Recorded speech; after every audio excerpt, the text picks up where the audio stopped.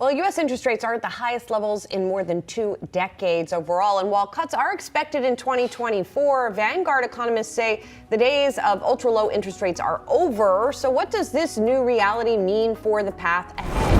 Interest rates hold significant sway over economic dynamics, affecting various facets of the financial landscape. When interest rates surge, it sets off a series of ripples impacting critical elements like employment and inflation. Let's delve into how these two key areas are influenced by fluctuations in interest rates. An increase in interest rates might seem like it's merely about numbers, but its effect on businesses and the job market is substantial. When rates ascend, businesses might reconsider their plans for expansion or borrowing capital for investment purposes. The reason? Higher interest rates often translate to increased borrowing costs. For companies, this may mean a rethink on business expansions, which could ultimately slow down the creation of new jobs. This isn't just conjecture. History has shown a pattern. Businesses tend to be cautious during periods of higher borrowing costs, leading to a slowdown in hiring. This cautious approach to expansion, driven by higher interest rates, can have a direct impact on the number of job opportunities available in the market. Changes in interest rates exert a profound impact on inflation, the persistent rise in prices. Picture interest rates as a thermostat regulating inflation's temperature.